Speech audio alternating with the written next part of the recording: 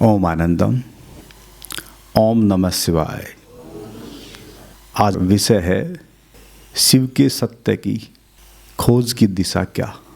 अब शिव के विषय में अगर बातचीत करें, क्योंकि शिव एक अनंत और असीम विश्व स्तर, ब्रह्मांडीय स्तर, आकाश हो या फिर समझो कि कोई भी दिखने वाले नक्षत्र, चांद, तारे, वह एक ऐसी परम ऊर्जा और उसके विषय को हम आज लेके चल रहे हैं।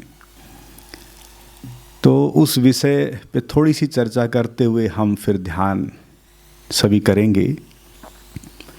लेकिन किसी भी विषय को आप आते हैं यहाँ, जब भी हम लेके चलते हैं तो आपके सबके सहयोग की आवश्यकता होती है, बस केवल बातचीत के लिए। तो फिर हम धीरे धीरे ध्यान की तरफ बढ़ लेते हैं। तो बस सहयोग ये है कि जैसे शिव तो विराट है, अनंत है, और बहुत दुनिया भर की ऐसी पगडंडियाँ और मार्ग हैं उससे संबंधित। लेकिन हमने तो शिव के सत्य की खोज करनी है और उसकी ओर बढ़ना है। तो बहुत सारी चीज़ों पे तो हम ज़्यादा बातचीत भी नहीं कर सकते, ना विचार कर सकते, लेकिन थोड़ा बहुत जो मेरी नज़र में है, मैंने थोड़ा देखा और उसके अनुसार पाया कि जैसे लगभग देखा जाए शिव के 3 आधार हैं। एक शिवलिंग का रूप है जो जगह जगह पूजा जाता है, और एक फिर शिव बैठे हैं ध्यान की मुद्रा में, योग की दशा में, व्यक्ति के तौर पर। यानी कि उनका जो प्रतिबिंब लगभग जैसे हम हैं उसी तरह का व्यक्तित्व, उसी तरह के व्यक्ति, जो गृहस्थी भी हैं, बच्चे भी हैं, एक वो रूप हम देखते हैं। और एक शिव जो परमात्मामय ऊर्जा है, जो परमात्मा के रूप में हम उन्हें देखते हैं। और जो शिव परमात्मा के रूप में जब देखते हैं तो शिव परमात्मा का एक नाम हो जाता है। तो अब हम सब यहाँ बैठे हैं तो देखते हैं कि कौन कितने साथी मित्र किससे ज़्यादा संबंध रखते हैं। जैसे व्यक्ति विशेष से जिनका संबंध है वो कृपया हाथ खड़े करें, जो उस रूप में उनको सरोकार या उस रूप में देखते या जैसे भी पूजते या जैसे भी हैं, जैसे आपकी मनोकामना भाव दशा है। तो कितने साथी मित्र हैं जो उस रूप में शिव को देखते हैं? हाथ खड़ा कर सकते हैं ऊपर ऐसे अच्छे से, बहुत सुंदर। और जो शिवलिंग के रूप में जो शिव को देखते वो हाथ खड़ा करें कृपया। ठीक है, बहुत अच्छे। और जो शिव को परमात्मा के रूप में देखते हैं वो हाथ खड़ा करें। यानी कि आप, हम सब जो यहाँ बैठे हैं, उन्होंने, किसी ने उसको व्यक्ति के रूप में स्वीकार किया, किसी ने शिवलिंग के रूप में स्वीकार किया, और किसी ने परमात्मा के रूप में स्वीकार किया। अगर देखा जाए पहले कम थे, दूसरे पे थोड़े ज़्यादा हुए, और तीसरे पे तो सभी आ गए लगभग। तो ज़्यादातर इसका मतलब शिव को हम परमात्मा का ही एक रूप मानते हैं, और परमात्मा का ही एक नाम है शिव। ठीक है, इससे मुझे लगता है आप सब ज़्यादातर सहमत हैं। ठीक है, आपने डॉक्यूमेंट्री देखी होगी, तो उस डॉक्यूमेंट्री में काफ़ी कुछ इशारे हुए हैं। हम धीरे धीरे हम उस यात्रा तक तो पहुँचे कि शिव ऊर्जा का, आदि शक्ति का जो संबंध है वो किससे जुड़ा है। अब डॉक्यूमेंट्री आपने देखी होगी ना, कहाँ पे बात समाप्त हुई है। जो डॉक्यूमेंट्री का जो थीम था और जो उसका रिजल्ट और परिणाम था, वो था कि शिव ऊर्जा हमारे भीतर है। शिव ऊर्जा, शिव का रूप कौन है? हम सब क्या हैं? शिव का रूप हैं। यानी कि हम सब क्या हैं? आदि शक्ति का रूप हैं। वो आपको अच्छे से डिफाइन किया होगा कि कैसे कैसे हम उस शिवत्व लिंग जो एकत्व लिंग में था वो दो भागों में कैसे टूटा और स्त्री लिंग और पुरुष लिंग में तब्दील हो गया, और उसी का प्रतिबिंब उस समय से जब सृष्टि बनी तब से वह परमात्मा रूपी शिव हमारे प्रत्येक के भीतर उस रूप में विद्यमान है। अब इसको ऐसे समझ लें कि जब परमात्मा के रूप में उसे हमने स्वीकार किया तो शिव का जो शाब्दिक अर्थ है, जो वेदों के अनुसार है, उन्होंने कहा कि यह कल्याणकारी है। शिव क्या है? कल्याणकारी है, इसलिए उन्हें कल्याणकारी भी कहा जाता है। नाम तो बहुत हैं, इतने नाम हैं कि आप गिनते रहो उनके नाम, बहुत नाम मिलेंगे, और सब नाम जो हैं परमात्मा से जुड़े हैं, यानी कि शिव से जुड़े हैं। और बात अब आई है कि वह शिवत्व, वह शिव ऊर्जा, वह असीम ऊर्जा, अनंत अनंत जो ऊर्जा है वो आपसे अब भी उसका संबंध है। इसलिए अगर भगवान शिव को अगर हमें समझना है तो हमें उसे नहीं समझना, किसको समझना है? अपने आप को समझना है, अपने स्वयं को समझना है। यानी कि अगर शिव की ऊर्जा को समझना है और शिव के परमात्मा रूप को अगर समझना है तो हमें अपने स्वयं के परमात्मा होने के रूप को समझना होगा। ठीक है? इसलिए अच्छा एक चीज़ बताएं, चलो थोड़ा सा हम और हल्का कर लेते हैं। शरीर है, शरीर में क्या है? शरीर किसके कारण जीवित है? श्वास। अरे श्वास तो मेन है ना भाई, श्वास नहीं होगी तो गड़बड़ हो जाएगी। तो शरीर में श्वास है, फिर शरीर में ही क्या है? मन है मन, मन ही तो लेके आया ना यहाँ तक। तो फिर मन है, फिर मन के भाग हैं, भाव दशा है, अच्छा और बुरा वही महसूस होता है। यानी कि नेगेटिव और पॉजिटिव उसी मन से जुड़े हुई चीज़ें हैं। तो यानी कि हम देखें अपने भीतर, शरीर में श्वास है, मन है, फिर उसके भाव है, विचार हैं, फिर अच्छे और बुरे की दशाएं हैं, नेगेटिव पॉजिटिव जो भी ऊर्जाएं उसी के अंदर हैं। और फिर जाके कहीं कहते हैं कि ये किसी न किसी कारण है, शरीर मन श्वास किसी कारण है, तो उसे हम कहते हैं आत्मा। आत्मा आप सबके भीतर है ना। और फिर कहते हैं कि परमात्मा को खोजे तो कहाँ खोजे? कहाँ परमात्मा मिलेगा? कहाँ मिलेगा परमात्मा? कहाँ? तो जब परमात्मा हमारे अंदर है तो वही इशारा हो रहा है कि शिव परमात्मा है। तो उनका जो वास्तविक स्वरूप आप कब अनुभव करेंगे, कब आपको पता लगेगा? जब आप उस आत्म तत्व को जान लेंगे। इसलिए अगर शिव की खोज करनी है, उसकी दिशा की ओर अग्रसर होना है, तो हमें स्वयं की ओर अग्रसर होना पड़ेगा, अपने पास लौटना पड़ेगा।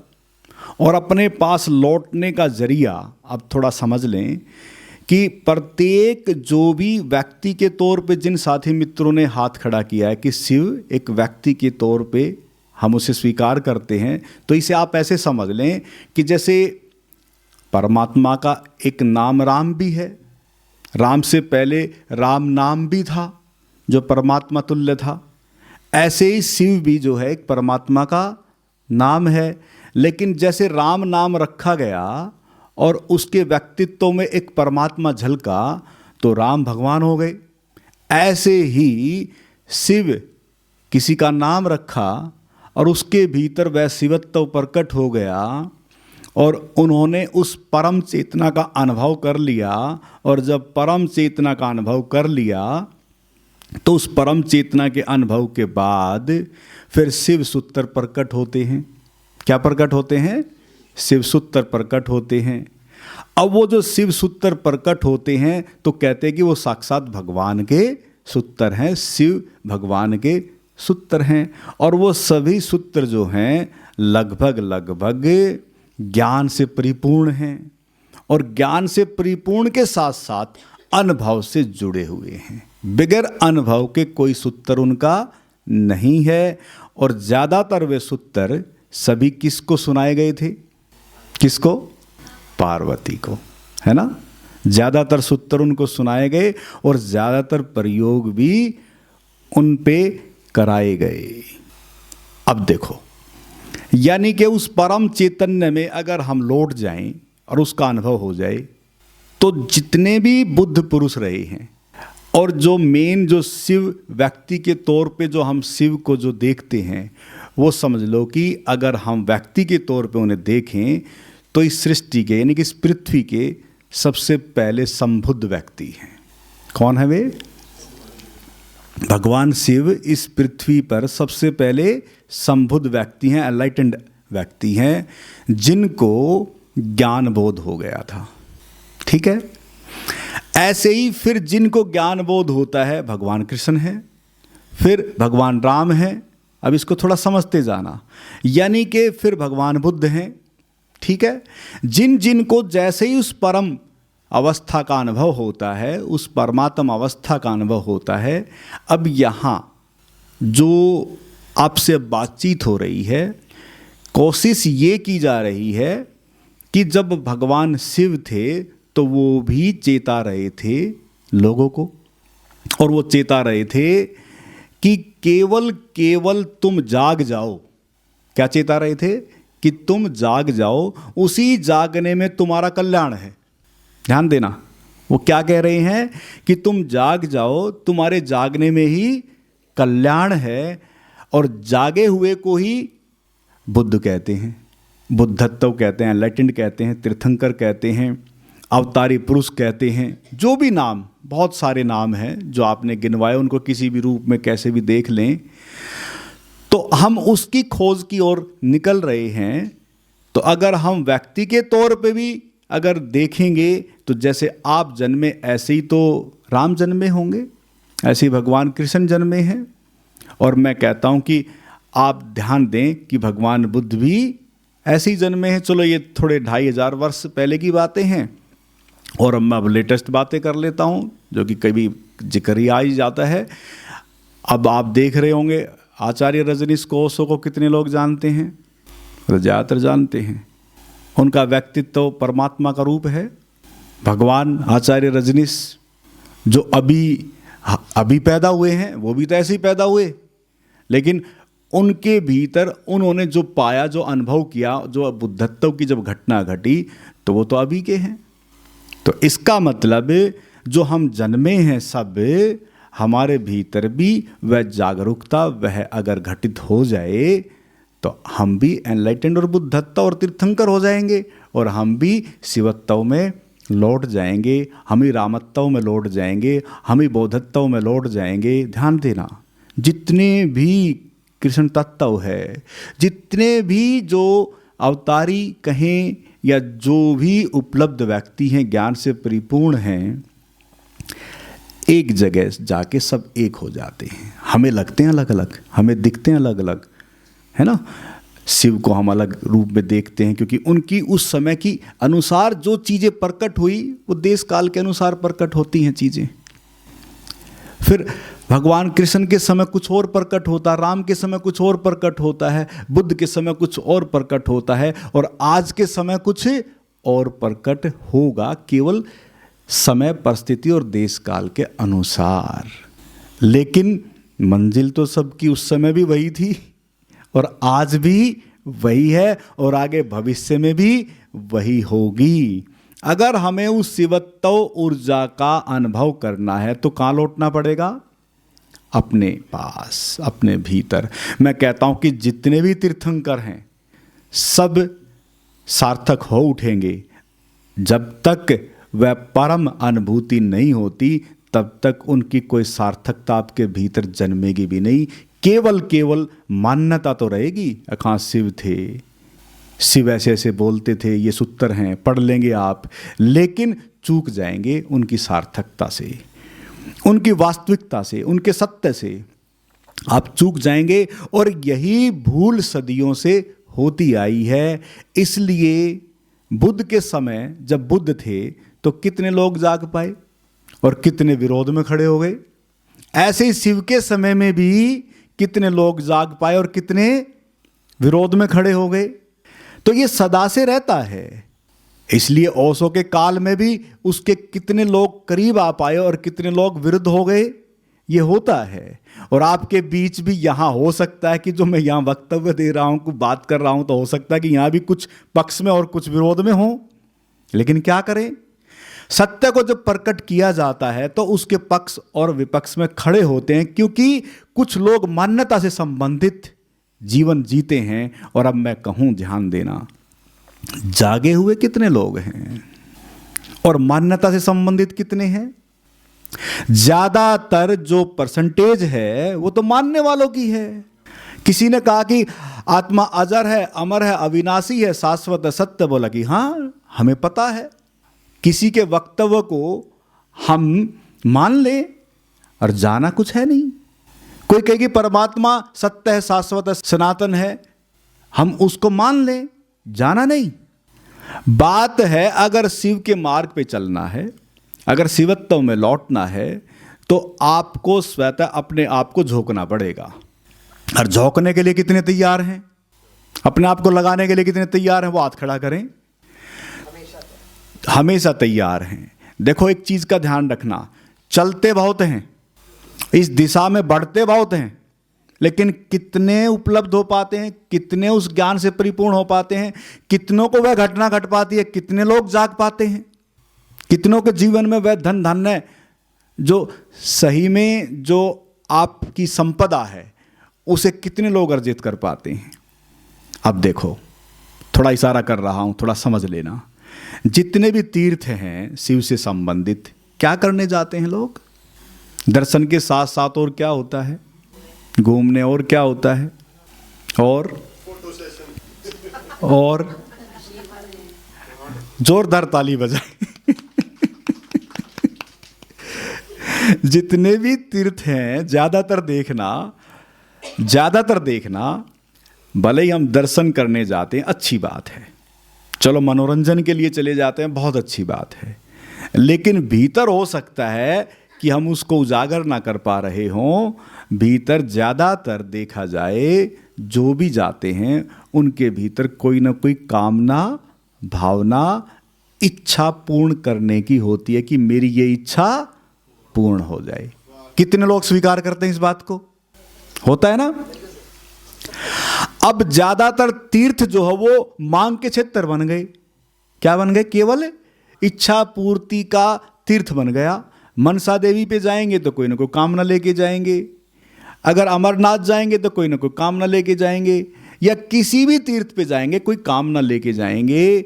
लेकिन असली जो धन संपदा है जो आप लेके जन्मे हैं, देखो, शरीर पहली संपदा है, ध्यान देना, और मन दूसरी संपदा है, और आत्मा तीसरी संपदा है, और परमात्मा चौथी संपदा है।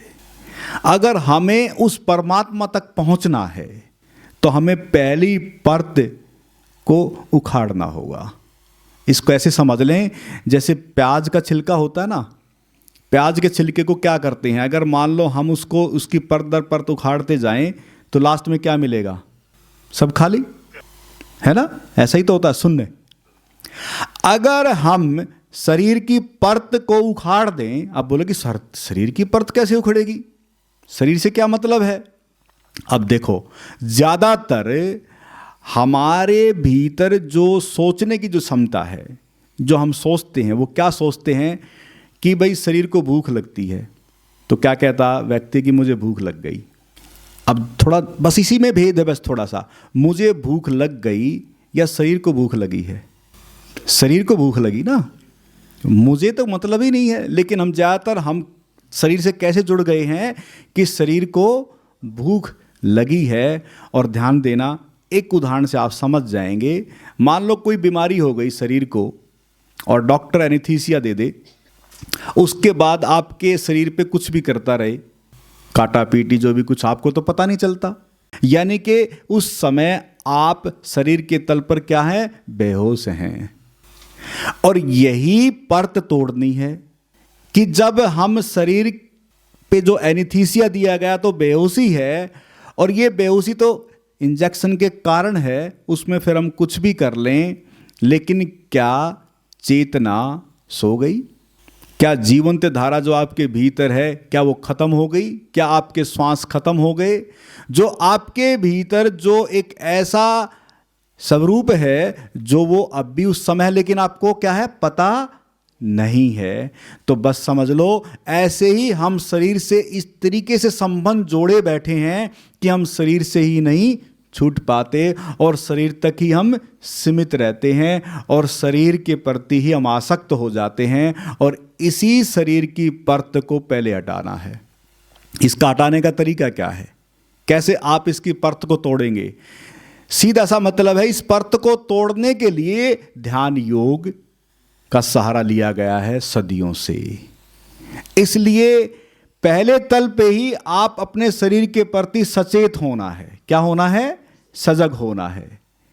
अगर आप शरीर के प्रति सचेत व सजग होते हैं तो समझ लो धीरे धीरे पहले शरीर से जो परत है वो धीरे धीरे आपकी टूटनी आरंभ हो जाएगी। जैसे मान लो आप खाना खाते हैं, पता ही नहीं चलता खाना खा लिया। ब्रेकफास्ट करना, ऑफिस में भागना तो फटाफट ब्रेकफास्ट कर लिया, पता ही नहीं चला।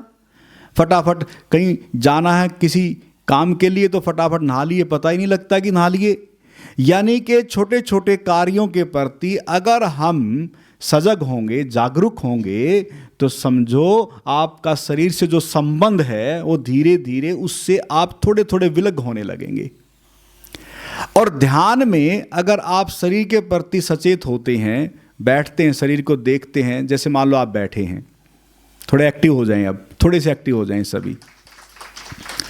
आप बैठे हैं, जैसे मान लो अभी बैठे हैं, अगर बैठने के साथ साथ आप पूरे होश से भर जाएं शरीर के प्रति, केवल शरीर के प्रति पूरे होश से भर जाना, तो समझ लो धीरे धीरे पहली परत आपकी उतर रही है।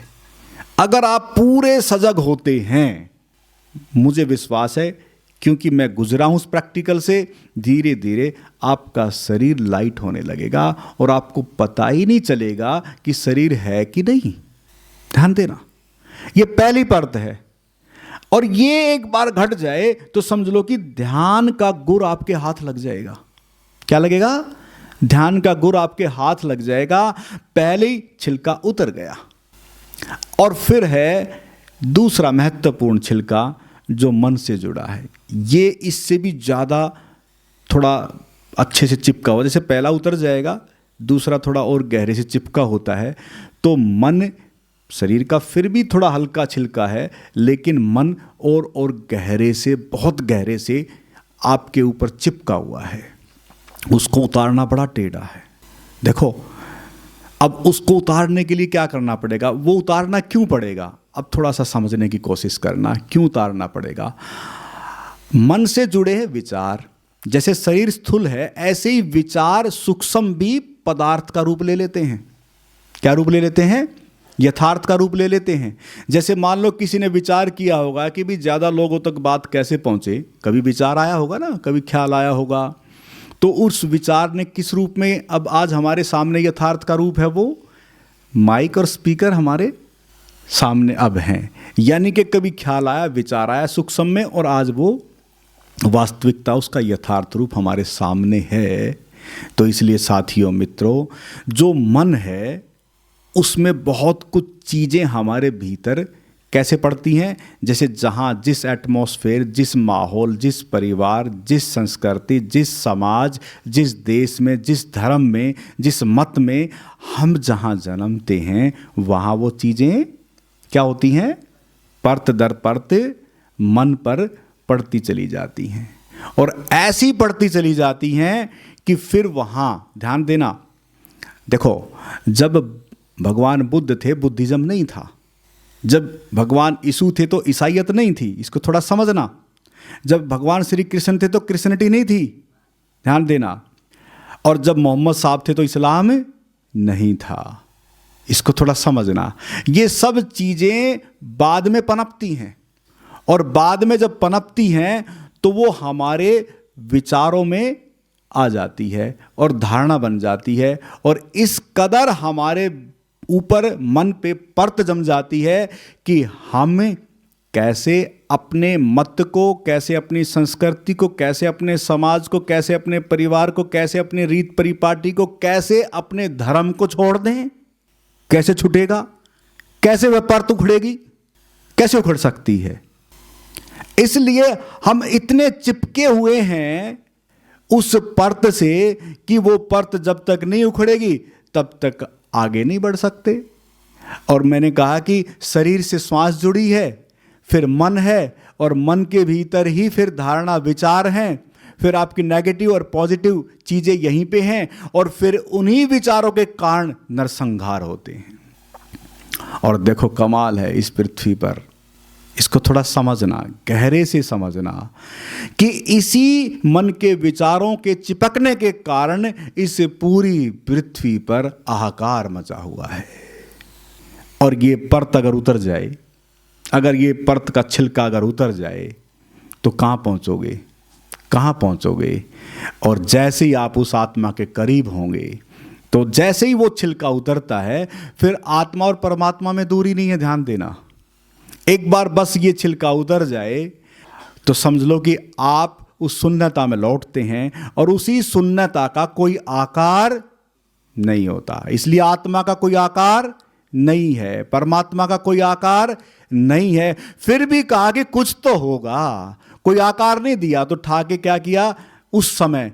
बोले कि चलो एक शून्य आकार का एक पिंड बना देते हैं। शून्य तो है, और वो शून्य आकार का पिंड शिवलिंग बन गया। इसको थोड़ा समझ लें। वो प्रतीक किसका है? वो प्रतीक उस शून्यता का है, जो उस शून्यता का अनुभव किया कि कुछ नहीं, खाली। जब परत हट गई तो उसका कोई आकार नहीं मिला, तो उन्होंने फिर भी कहा कि कुछ तो प्रतीक बनाएं, कुछ तो समझाने के लिए बनाएं। और वो समझाने के लिए शिवलिंग स्थापित किया गया, और शिवलिंग वो परमात्मा का प्रतीक बना, वो शिव का प्रतीक बना, और उसकी पूजा अर्चना उपासना होने लगी। और फिर वास्तविक शिवलिंग से चूक गई, फिर उस आत्मलिंग से चूक गई, उस परमात्म लिंग से चूक गई। केवल उसी शिवलिंग तक फिर हम सीमित रह गए, और फिर केवल वही मान्यता परिपाटी रीत के तहत हम उन्हीं में फिर उलझते चले गए।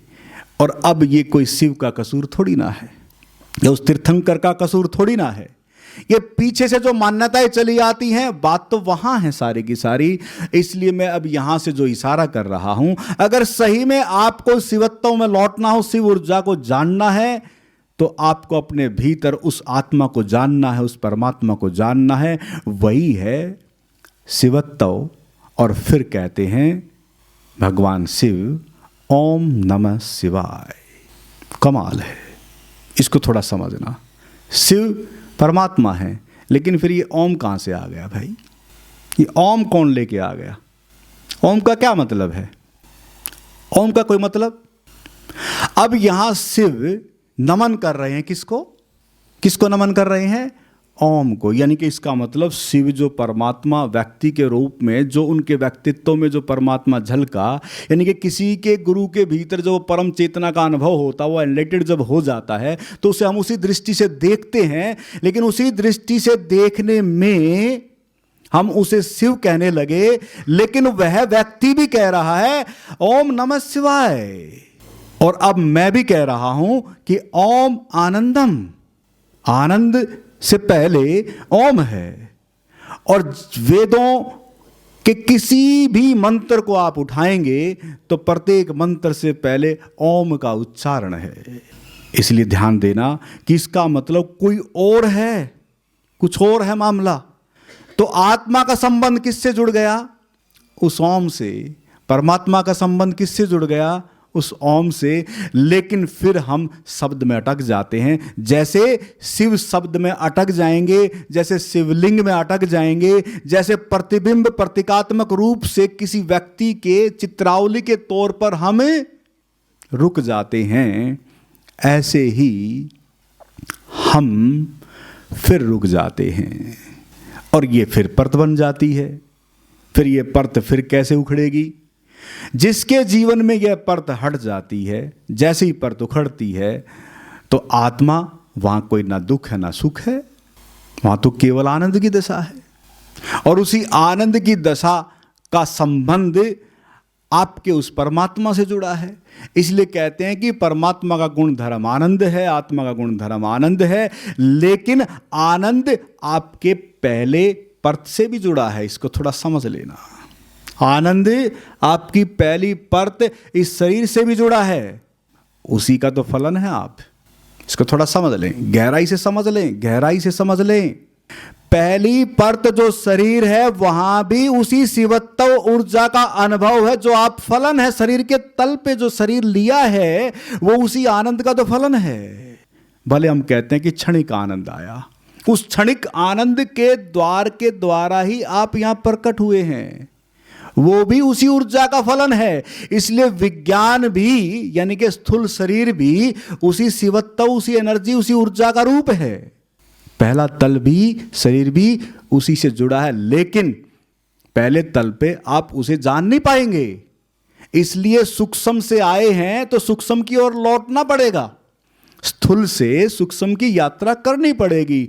स्थूल तक तो हम आ गए, सूक्ष्म से स्थूल तक आ गए, लेकिन अब हमें उस सूक्ष्म की ओर लौटना पड़ेगा, यानी कि प्रकट से अप्रकट की ओर लौटना पड़ेगा। जैसे ही आप उस अप्रकट का अनुभव करेंगे तो आपको तब अनुभव में उतरेगा कि अरे ये भी तो उसी का रूप है। तब समझ में आएगा कि ये पूरे नक्षत्र चांद तारे उसी का रूप हैं। तब समझ आएगा कि आकाश भी उसी का रूप है और नक्षत्र चांद तारे भी उसी का रूप है। बाहर भी वही है, भीतर भी वही है। इसलिए शरीर भी उसी का है, श्वास भी उसी की है, मन भी उसी का है, विचार भी उसी के हैं, नेगेटिव और पॉजिटिव ऊर्जा भी उसी की है, और वो आत्मा भी उसी की है। इसलिए साथियों मित्रों, किससे बचोगे? सारी संपदा तो आप लेके जन्मे हैं, तो कहाँ खोजना है, कहाँ लौटना है, कहाँ लौटना पड़ेगा? और उस स्वयं के भीतर अब आपको जो शिव कह रहे हैं कि ओम नमः शिवाय, उस ओम का अनुभव करना पड़ेगा। अनुभव शब्द नहीं, उस ओंकार का अनुभव करना पड़ेगा। और जैसे उस ओंकार का अनुभव होगा, बस समझ लो कि सारे के सारे तीर्थंकर, सारे अवतारी, सारे बुद्ध पुरुष, सारे जागरूक, सब चीज़ें हल हो जाएंगी। इसलिए साथियों मित्रों, यहाँ उसी से संबंधित ये जो लेवल 1 है, ये केवल एक भूमि का और एक भूमि जोतने का कार्य है। और फिर आप जब 2 दिनों का लेवल 2 ओंकार ध्यान समाधि जब करते हैं, तो तब आपकी सारी परतें, जो परत जो जमी है वो उखड़ जाती है और आप उस आत्मा के करीब होते हैं, जिसे आत्मा की भूमि पे हम विश्राम कहते हैं, जिसे हम समाधि कहते हैं। विश्राम तो आप करते हैं, लेकिन उस विश्राम में भी कुछ गड़बड़ रहती है। सोते तो आप रोज़ हैं, लेकिन उस सोने में भी कुछ ना कुछ गड़बड़ रहती है। इसलिए हमें उस पूर्ण विश्राम की ओर बढ़ना है, उसी की ओर हमें बढ़ना है। इसलिए अब ये जो ध्यान है, इस ध्यान में आप सभी जो इशारे हुए हैं, उन इशारों के प्रति सजग व सचेत होते हुए हम इस ध्यान प्रयोग में अब प्रवेश करेंगे। सभी साथी मित्र खड़े हो जाएंगे।